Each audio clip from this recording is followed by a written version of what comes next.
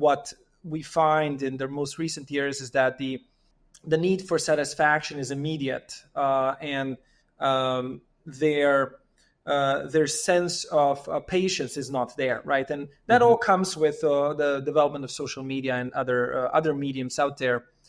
And in the long run, of course, the lack of presence of music and music learning has impact on other things in life, such as the ability to succeed, to push through, power through, persevere.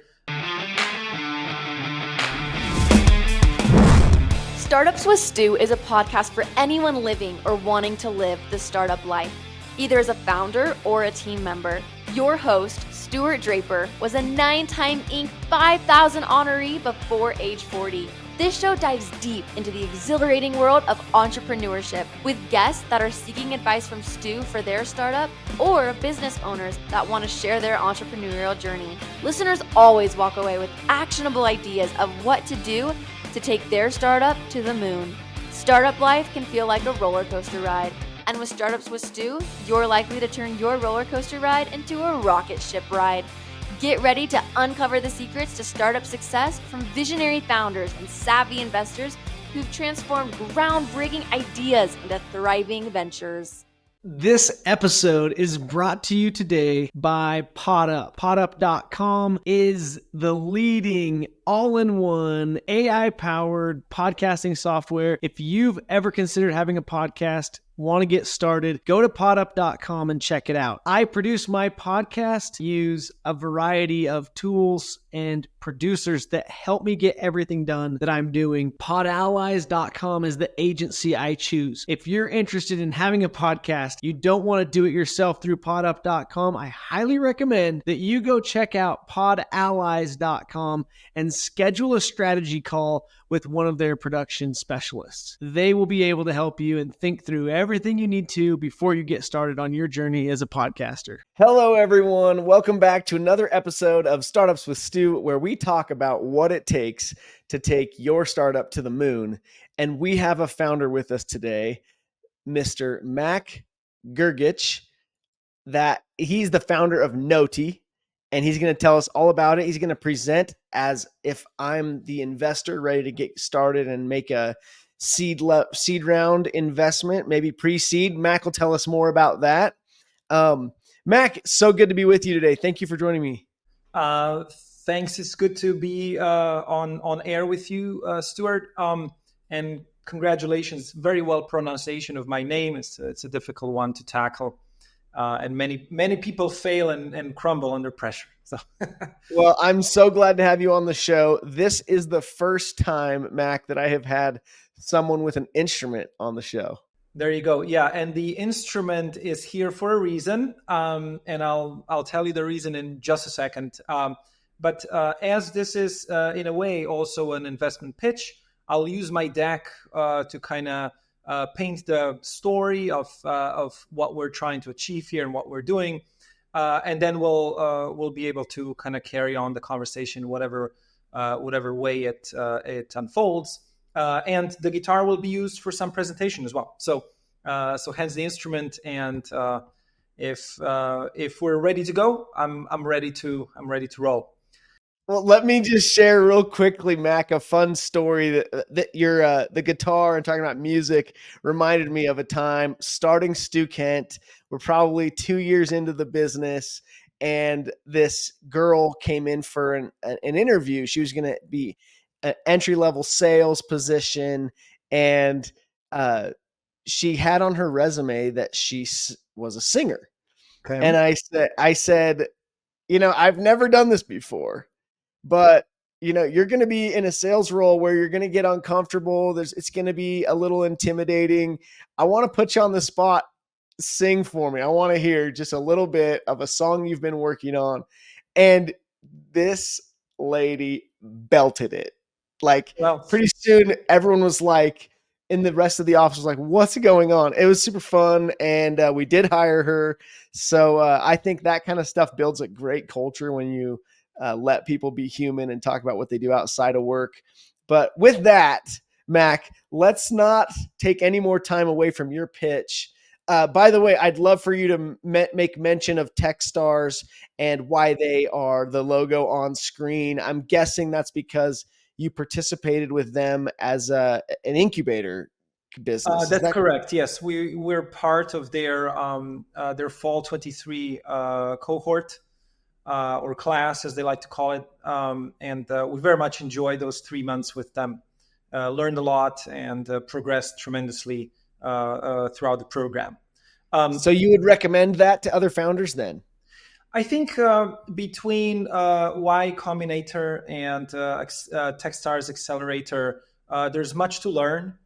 It depends, of course, on the type of the company and maybe the stage where they're at. But it's always great to hear from other founders, from managing directors who have done the grind that is necessary to achieve any type of success.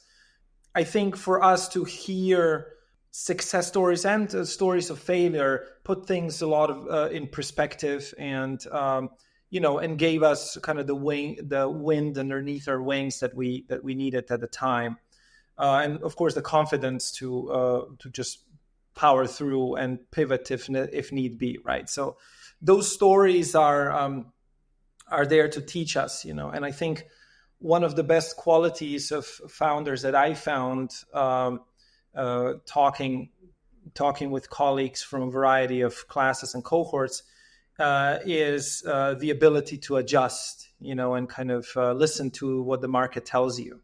And for us, that's been a blessing and a wonderful learning process. So if for nothing else, that's a worthwhile experience. Of course, it does come with an investment and some, cash that is always welcome in these early stages. So, and then if there's a successful kind of outcome, then follow-up investment from sort of portfolio LPs and others that participate in helping make those programs possible. So. Mm-hmm.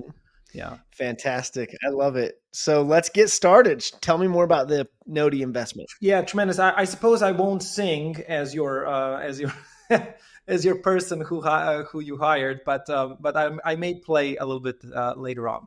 Fantastic.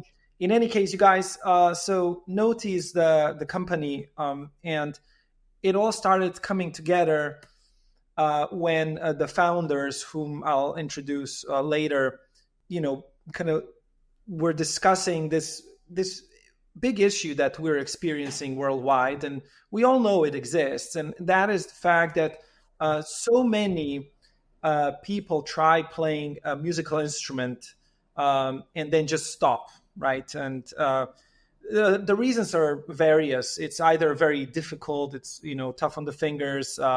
The reward system just isn't there and in place, and we feel discouraged, especially with the young beginner music learners.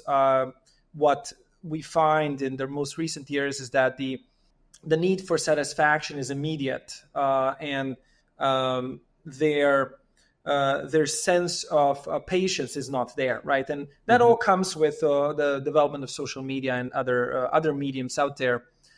And in the long run, of course, the lack of presence of music and music learning has impact on other things in life, such as the ability to succeed, to push through, power through, persevere. There's also connections with cognitive development early on, between those who do have music studies as they grow up and those who don't, et cetera, et cetera. So we were very concerned about this, and we were very concerned about this because we spent years immersed in the space we're building. And namely, before the pandemic, I personally toured at the rate of about 90 concerts a year, having lived in LA at the time, and having also established a couple of nonprofit organizations that helped Munchkins start with their instrument studies, particularly in the underserved communities. But all that aside, for me, it was a great experience to see how the young ones perceive the first steps in music learning, and then kind of comparing that to some older, more professional students, how they tackle that. And so when Aditya and I, Aditya being my co-founder, came together, we started talking about how we could merge all of these kind of novelties and specifically lean heavy on the concept of gaming. For context, I have been a university music professor for a while and have taught at universities in Europe and US. And I'm also a professional artist, have gotten a few Grammy nominations over the years, and have been a serial entrepreneur. I have had some other ventures that have been doing pretty well. Aditya, on the other hand, I've met at USC in Los Angeles when we were both students.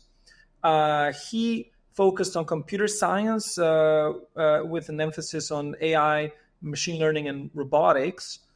But he himself is a guitarist, has played guitar for a long time. And so it kind of made sense for us to partner on this. And then the way it all started is we basically, with the idea that we wanted some kind of a backing of a game, we were very much inspired what Guitar Hero did for just incentivizing, I shouldn't say incentivizing, like reviving certain musical styles and just making music fun. And then what Duolingo did, let's say for language learning, making it fun as well. We wanted kind of a tool that combines that. And so we started by asking parents and teachers and ultimately kind of kids and students, what they would want in that case. And so we offered a few prototypes, very basic prototypes. And the one that was most sticky was a very simple concept of like a little cubicle in Unity that jumped up and down, left and right over certain barriers, and responding to a note or a chord well played, right? So if a note was not well played or a chord not well played, then the cubicle would not respond. And so that was interesting to see how those kids who try to nail that one single note, were focused on essentially initiating it as a game mechanic. And so that gave us an idea that essentially turning musical instruments into game controllers makes a lot of sense. And then crafting up a bunch of education-based mini games around that mechanic would basically prompt us with a product that we could then sell. So now what this became is a set of mobile music education games or a platform that students or users can play using any real instrument or voice. It's called Notey's World, and right now is available as an app. We don't require any plugins. It's just we use native microphones from devices, and folks just grab their instrument and play the game. And with playing the game, they practice their instrument. But we had to develop a couple of technologies to actually make that possible. Namely, the most important one is the custom audio engine that essentially takes in any pitch from any instrument, analyzes it, and then transcribes that into a game mechanic. In other words, this technology transforms musical instruments into game controllers. Then what we also noticed is that a variety of offerings in the current market that operate under the similar perception of let's gamify or virtualize the music learning experience, they use content that is pre-asserted by them. So the curriculum that they suggest is a curriculum that the user gets. Now, this is all fine and dandy, but there's a lot of users that typically want just to learn their own song, or they want their teachers to suggest whatever the teachers want them to learn. And so the other piece of technology that we ended up developing is the automatic level generator. What that does is it takes in any musical content. It could be audio based or sheet music based, or even later on on the roadmap, it will be video based as well, and has the capacity to turn any type of a musical curriculum or methodology, or even just a specific song, and turn that into either a game world in our game or a set of levels that then users get to play. So, Stu, that means that if you say, I want to learn Country Roads by John Denver, you would just basically drag and drop that song into our automatic level generator, and the game would generate levels that would take you from scratch to a full song, basically in your own proprietary world. Wow, that's genius. That part of the technology already exists, or that's on the roadmap? It is 75% public at this point. Okay. Specifically, when we worked with schools early on, this became very useful for them to utilize whatever they are teaching in classrooms. And I like that. I think that's really smart. And then the third part of our IP is the AI generated learning paths. You can imagine that any user, any music learner has certain learning deficiencies when it comes to certain notes, right? So used to may be excellent at notes 1, 2, 3 of a song, but you may not be so excellent at notes 4, 5, 6. Whereas for me, it would be the other way around. And so this technology, which is under the hood, recognizes that and creates basically customized learning paths based on your own learning deficiency. The end goal is the same. You still learn the same song, but your pathway to it may be different than mine.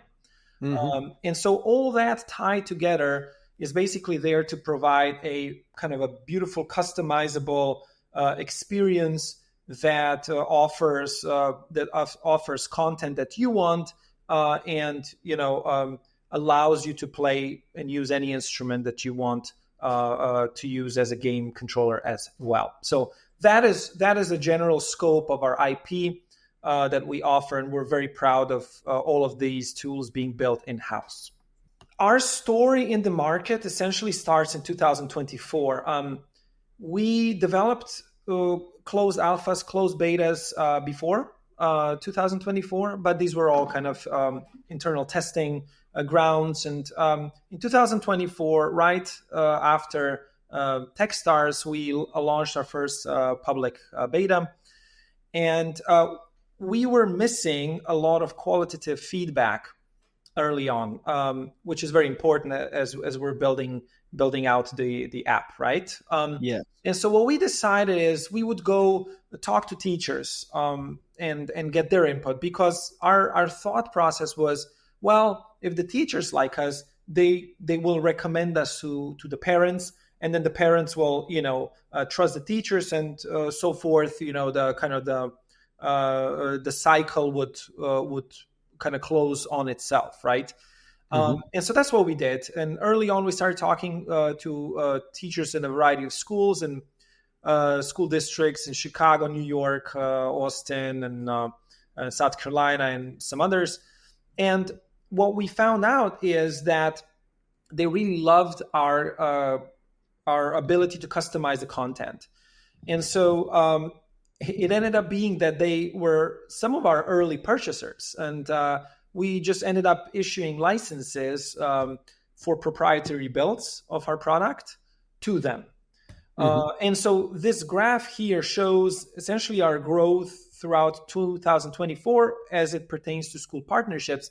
Right now, we have about 36 schools, individual schools that we've partnered with. And as we roll out for Chrome later this year, we have 4 counties waiting on that as well. So it's a nice segue for us into the consumer market and the ability to actually talk to people. And during this entire process, as we were data collecting, we were iterating on the consumer side of the product, right? The side of product that is available just on the App Store. And in December, we made a big shift, which caused a big spike and sort of early signs of a hockey stick. What we did is we iterated on the account creation, involving some of the non-instrument based games right off bat that are sort of musically inclined.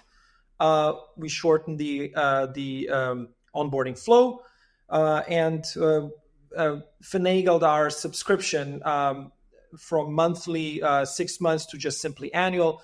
And it all just started to work. And so we've seen consistent growth throughout December, January, February, and March. And we keep seeing this consistent growth in a variety of KPIs. In this particular case, daily and monthly active users have been going up. Right now, we sit at about 3,300 monthly active users and about a total of 12,500 consumer users in total. And so we're very happy that we're able to serve these users and also inform the school partnerships at the same time. And right now, how much are you charging per school? So school licenses are kind of varied depending on the school's budget. They typically use their discretionary budgets for this. District licenses will be different, but at average, it's been $3,600 per license for a 6-month license of 100 students per school. Okay. So those were give or take the averages. On the consumer side, we charge about $60 or $59 for an annual subscription. Mm-hmm. Yeah, so fairly affordable, but comparable to what general ed tech landscape offers in the subscription space. Yep, awesome. Now, one of our most prized KPIs is the subscriber long-term retention. So in our mind, what we are a practice companion, right? Something that you basically just carry around either on your iPad or iPhone or whatever phone, or even maybe computer if you have access to a computer. Every time you want to have some fun with practice, you crack open Notey and you play your favorite song or just a part of it or something. And so for us, retention of our subscribers is very important. Because it shows that they keep logging in, they keep wanting to play and learn and practice. And so our day one is 88%, which is very, very good. And day 90 is still very, very high, 67%. Now the industry average is, drum roll, 2%. So this one is particularly high. But having said that, it is very important for us to consider, as this is a practice companion tool, retentions that will be longer than that, year 1, year 2, etc. We don't have enough data for that yet, but it's looking pretty good, and it's the curve does not drop significantly as the months progress. So we're very. So aren't teachers requiring students to keep logging in as a part of their homework, as a part of their practicing? Yeah, that's a great question. So this is just the consumer retention. This is not retention of users in schools. Users in schools or students in schools show retention even higher than this. Yep. So 100%, and then a very small drop, maybe 90% day 90. So. Yes, you're absolutely right. The teachers require or ask or incentivize in their own way for the kids to play this, but this in particular is just on the consumer side. Gotcha. Okay. Yeah. So Q1 of this year looked pretty good. Installs were up 100+%. Revenue was up 240+%. Subscriptions up 120+%. But one of the things that we're very, very proud of, and the reasons why we're raising money now, is to kind of capitalize on this excellent conversion on the onboarding flow that we have. So right now, from an install to start free trial, we're seeing about 11% conversion, whereby the industry average is about 5%. And on the part of the next step, which is start free trial to subscription, we're seeing about 48% conversion, whereby the industry average is between 15 and 25%.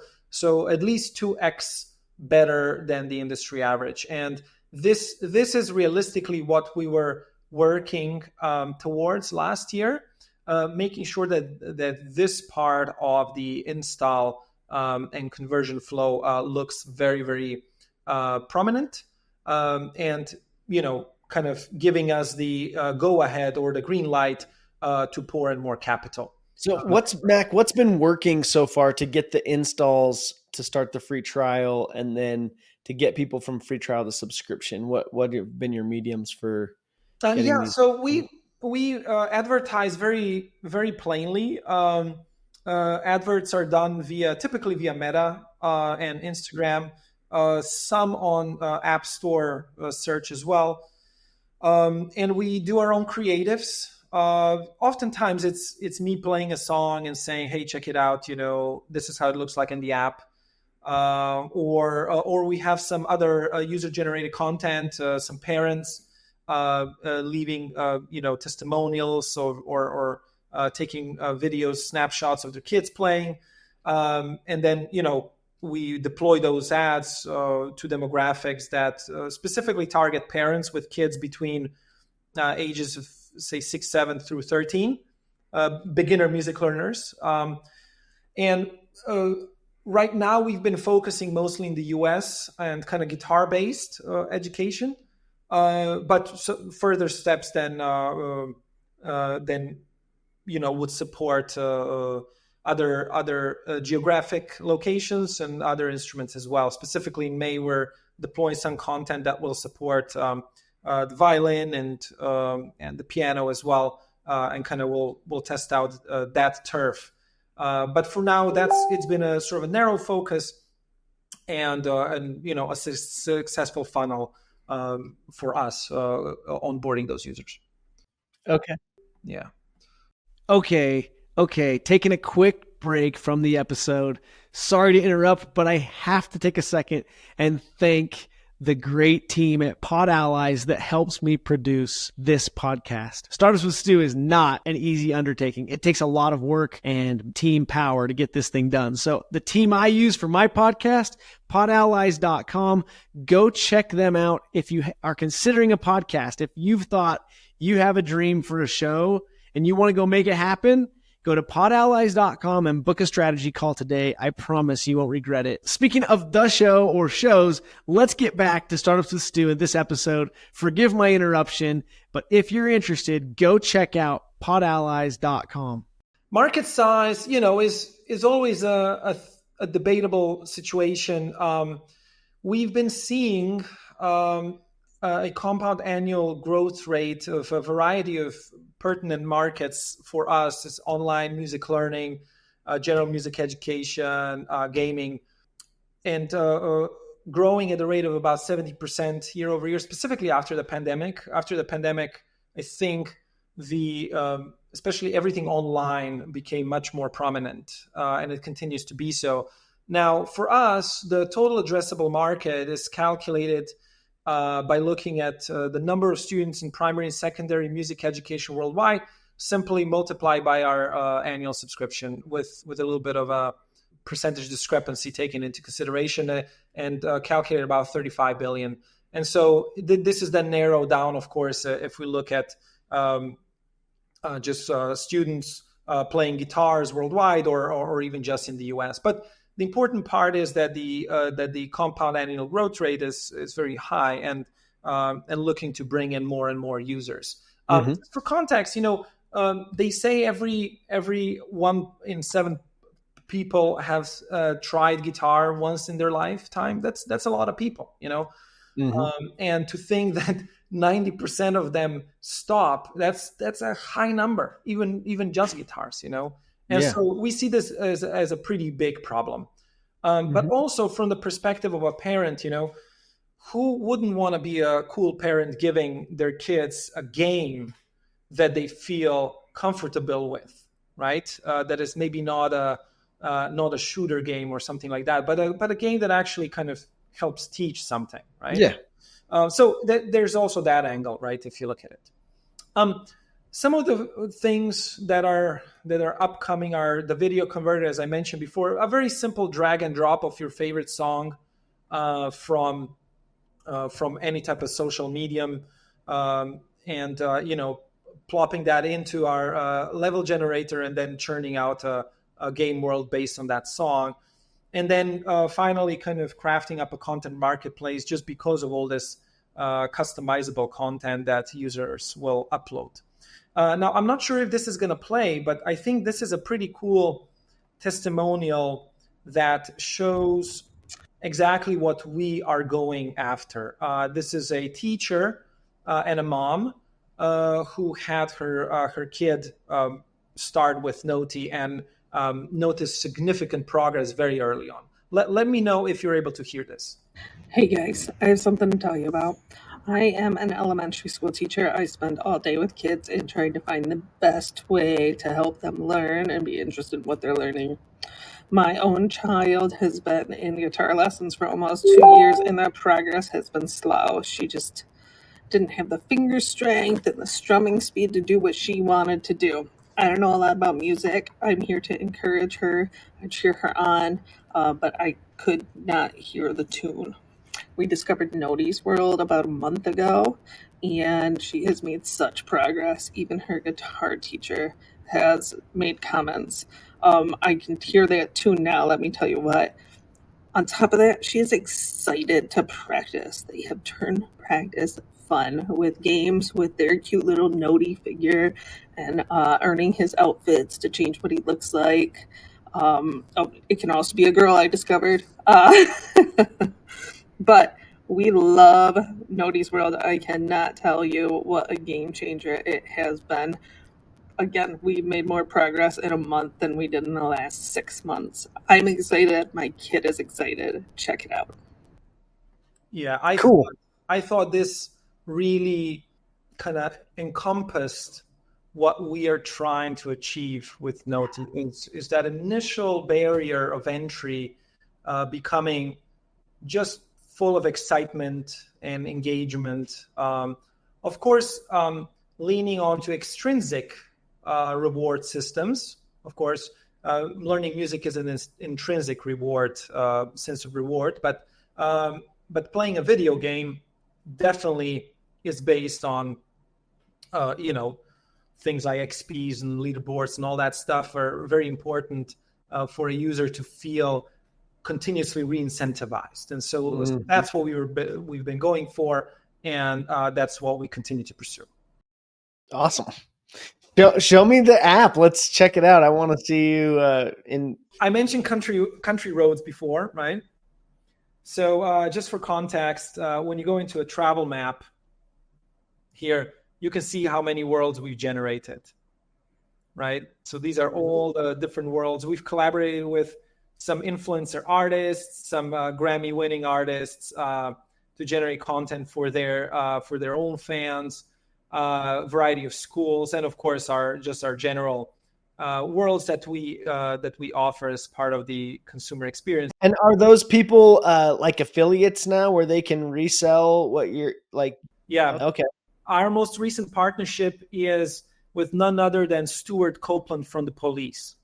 Oh, wow. That's awesome. Good for you.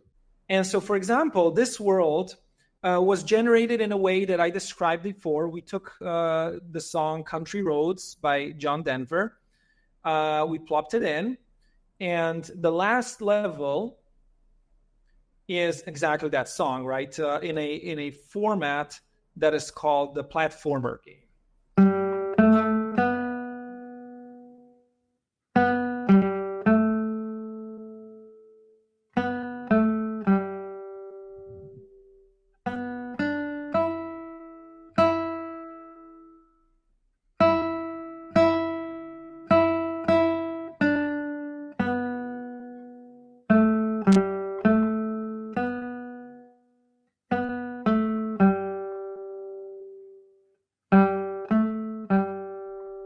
There you go. So that's the chorus.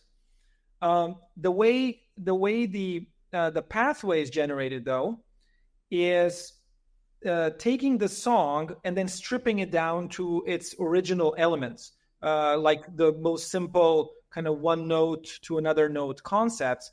And so if you go to the very beginning of this learning process, you get a variety of different games that basically tackle just those smaller portions. Now, we start the experience typically with a game called Flappy Blimp. Flappy Blimp is based on Flappy Bird.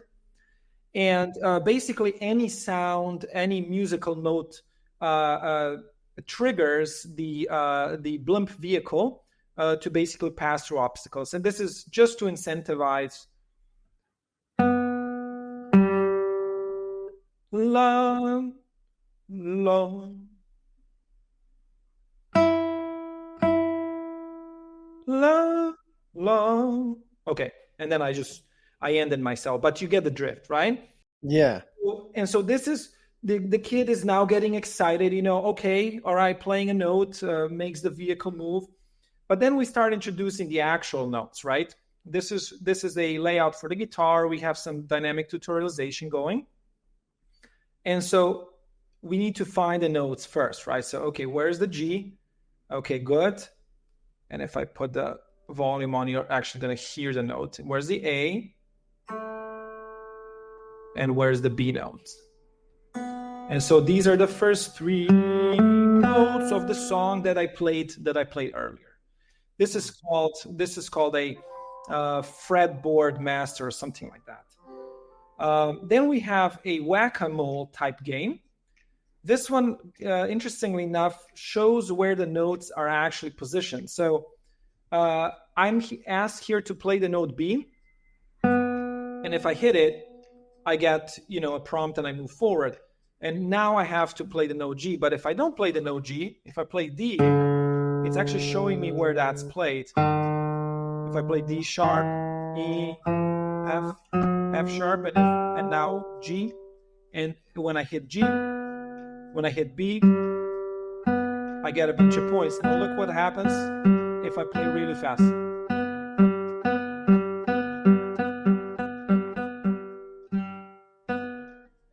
It gets it gets scored there, a bunch of points and stuff, and it's a lot of fun. Mm-hmm. And then moving on from there, we see some other games. This one is called String Runner. Same notes, but different concept.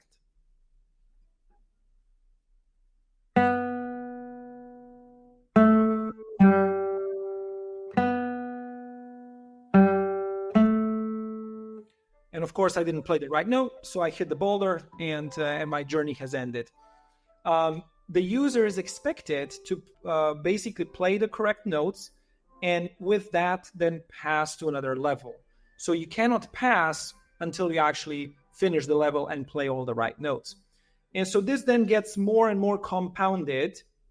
This is the platformer concept, but using the notes that we have just learned.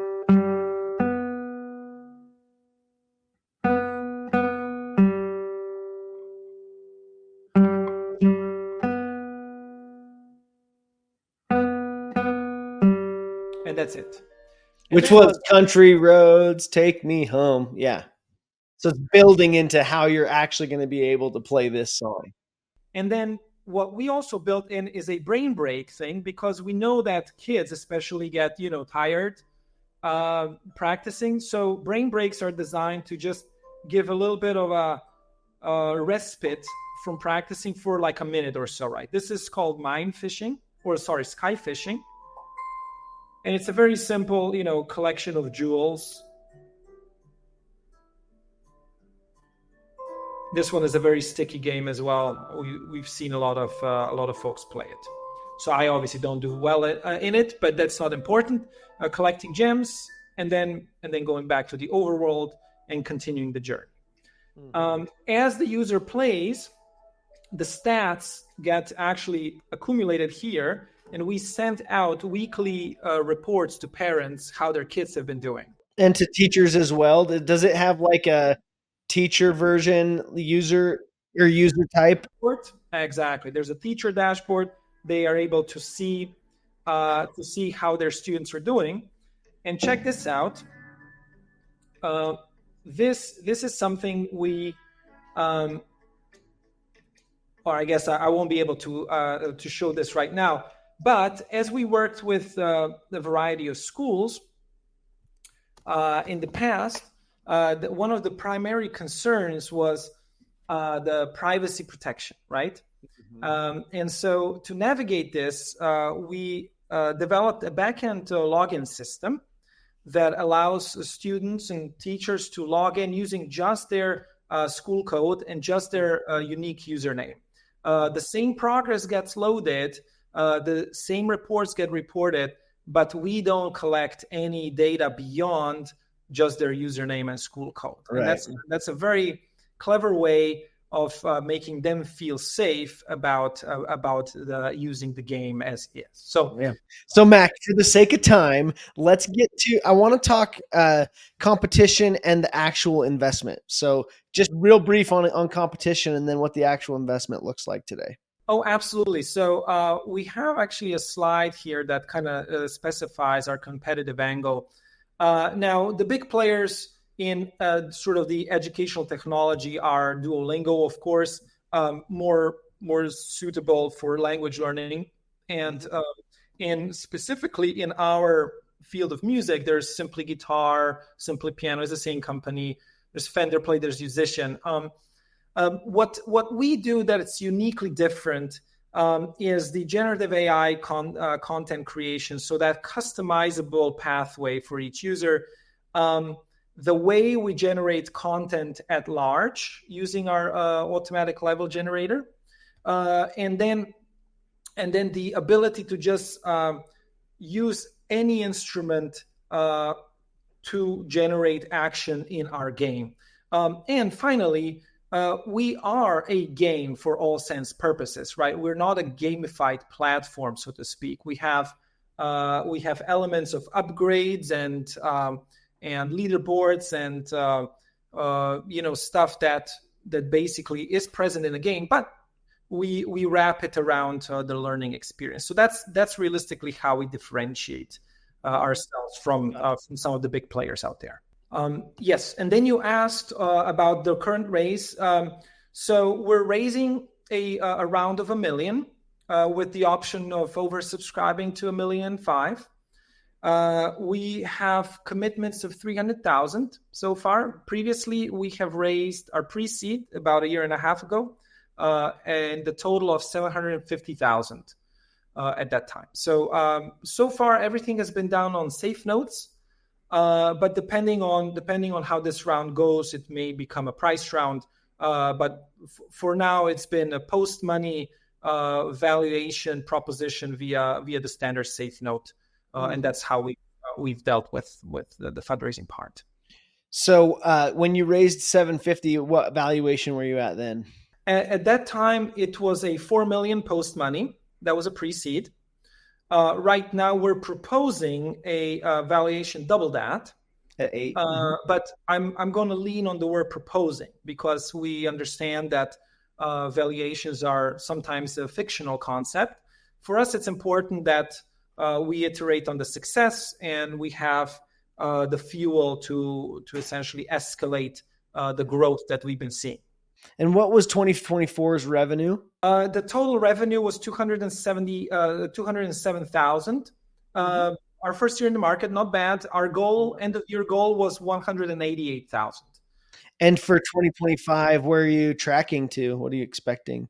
Yes, we're expecting 840,000 by end of the year. So about 4x, give or take. With a multiple valuation that puts you right around the 10x. So you're which is I would say for Duolingo, Fender Play, those businesses are going to be valued around that 10x top line revenue. Correct. You're correct. So we are raising money to basically boost the hockey stick that we've been seeing. It's an exciting time for us. But as we all know, the expedited growth always needs some fuel, right? So the fire is burning, but the fuel may make it burn even stronger. What's your actual team look like today? It's you're and the CTO. Do you have a sales rep or two that are full time, or? We have 5 people on the team. I am currently the only salesperson on the team. Aditya is leading the development side. We have one more Unity person who just handles the Unity engine. We have an art lead. And we have a UX UI person. Then we have a few part-timers, typically in the educational sector. Teachers who have been teaching a variety of instruments and are able to kind of guide us in the content that we process. Oh, fantastic. Yeah, and then we have a bunch of very, very cool advisors from sectors of just general tech or gaming. And financiers and investors who've done very well previously, and so we've been very lucky in the team that we built. Mac, congratulations on what you've done. This is a very investable business, in my opinion, and I look forward to hopefully helping you make some introductions to listeners, other investors that are considering what next angel investment they want to make. So you'd consider the first round pre-seed, this round seed, and then and the pre-seed, by the way, how much of that came from Techstars? Techstars investment was $120,000. Okay, so not that much. I mean, it's a good chunk, but not the biggest chunk of all. Yeah, right. Good for you guys. And then as far as a last bit of advice for founders listening in, you found me via email outreach. If I'm not mistaken, what have you been using to do your email outreach? How'd you connect with me? Yeah, so I typically what I do is I would go to LinkedIn and search under terms that are pertinent to my verticals, right? In this case, it's either edtech, gaming, AI, or sometimes impact, even angel investment in this case as well. And then I scavenge the internet for any type of potential connection, because this was very much a cold call, right? Was not an introduction done by anyone. So I'm very lucky. I consider myself lucky to have your response. Because they don't come usually. Warm introductions are always better. So LinkedIn does a good job in kind of showing first, second, third connections, to one's profile. So if that, if a piece of advice it could be applied, is to try to utilize those mutual connections as best as you can. Fantastic. I love that advice. I think it's spot on. Congratulations on what you've done so far. I look forward to watching you guys go to the moon, Mac, and congratulations on everything you're doing with Notey. Thanks, Stuart. Thanks for having me. And I look forward to, having some questions from folks who are listening in. Just for context, my email is mac@notey.co. Thank you so much, Mac, for joining me today. And it'll be fun to see who we get you connected with. Have a blessed day. Hey, founders, entrepreneurs, investors, and other listeners of Startups with Stu. Thank you for listening to this episode today. As I mentioned at the beginning, as I mentioned in the middle, I want to take a second again at the end and say, if you haven't yet and you're considering a podcast, go check out podallies.com. They sure help me a lot with the show. And I am so grateful for all that they do to help me accomplish Startups with Stu and get it out to the world so we can help more founders and take your startup to the moon. Go check out podallies.com and podup.com if you're interested in podcasting at any level. Thanks for joining me on Startups with Stu. We have big goals to help millions of entrepreneurs. If you enjoyed this show, please take a minute to share it with someone else that needs to hear it, or leave a review. Remember, success is within reach for those who dare to dream big and take action. Until next time, keep pushing forward on your entrepreneurial journey.